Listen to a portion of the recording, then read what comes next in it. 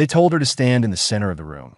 The lights were harsh, white, and unforgiving, bouncing off the concrete walls of the temporary holding facility near the airstrip.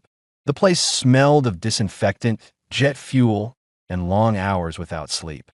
Boots scraped the floor as men shifted their weight, some avoiding eye contact, others watching with rigid faces trained to show nothing. Her name, at least the one on her forged papers, was Emma Collins. She had been silent since they brought her in, and screaming. No begging, just steady breathing and eyes fixed straight ahead, like she had already accepted whatever came next. Procedure, one of the guards muttered, not quite looking at her. We need to be sure. They removed her gear first. Backpack, jacket, boots. Everything was done quickly, professionally, without cruelty in motion, but with a coldness that made it worse. When they ordered her to remove the rest, the room seemed to shrink. This was not done for desire. There was no lust in the air. It was control, suspicion, fear of the unknown. She complied, jaw clenched, hands steady. Somewhere outside, a helicopter lifted off, its roar briefly drowning out the silence inside the room. When it was over, when she stood exposed, not just physically, but in the deepest way a human can be, one of the men shifted uncomfortably and looked away. Another swallowed hard. A third stared at the floor. Then the SEAL team leader stepped forward. His name was Commander Jack Reynolds. Reynolds had seen combat on 4 continents. He had made calls that sent men into gunfire and brought others home in flag-draped silence. His face was carved with lines earned over decades, and his eyes missed very little. He was about to turn away when something caught his attention, the thin line of ink running along her spine, partially obscured, elegant and deliberate. He froze. Stop, Reynolds said quietly. The room went still. He stepped closer, careful, respectful now, his voice no longer sharp. He recognized that ink. Not the design exactly, but the placement, the precision, the way it aligned perfectly with the vertebrae. His breath slowed.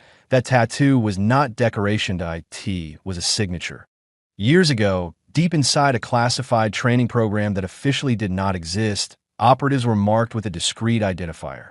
No flags, no names, just a symbol and a code, placed where it could be concealed but never altered without extreme effort. Reynolds had seen it once before. Only once. Get her covered. He ordered that a jacket was placed around her shoulders immediately. The tone in the room changed in an instant, confusion rippling through the guards. Reynolds looked in her eyes for the first time. Who sent you? He asked. She finally spoke. You already know, she said. Her voice was calm. Controlled. American. The room seemed to exhale. Hours earlier, the capture had seemed routine. A woman moving alone near a restricted zone. No clear ID, wrong answers to the wrong questions. In places like this, that was enough. Too much was at stake to take chances. She had not fought back. That alone had raised alarms. Most people panic when cornered by armed men. They run. They cry. They resist. Emma had done none of those things. Now Reynolds dismissed everyone but 2 trusted officers. He pulled a chair, sat across from her, and slid a bottle of water across the table. Drink, he said. She did. You shouldn't be here, Reynolds said quietly.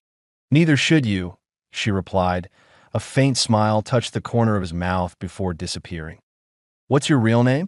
She hesitated, just long enough to measure him. Claire Monroe. That name hit harder than a punch. Reynolds leaned back, memories flooding in. Briefings in windowless rooms. Redacted files. Promises of plausible deniability. People trained so thoroughly they became ghosts. Claire Monroe had been listed as Kia 7 years ago. Dead in an operation gone wrong. Or so everyone believed. They buried you, Reynolds said. They'd buried a file, she replied. Not a body. Silence stretched between them. Outside, the base continued its rhythm. Radios crackled. Engines roared. Orders were shouted. Life moved on, unaware that something delicate and dangerous was unfolding in a small concrete room. Reynolds stood and turned to his men. No more mistakes, he said firmly. What happened in this room stays in this room. They nodded. Later, as night wrapped itself around the desert, Reynolds walked alone toward the operations center. His mind replayed the moment he saw the tattoo again and again. He knew what it meant. If Claire Monroe was here, alive, uncovered, then someone very powerful had lost control of the secret they were never supposed to lose. And that meant trouble. Not the kind that came with explosions and gunfire. The kind that came with silence, paperwork, and orders that didn't make sense until it was too late. Claire sat alone now, wrapped in a blanket, staring at the wall.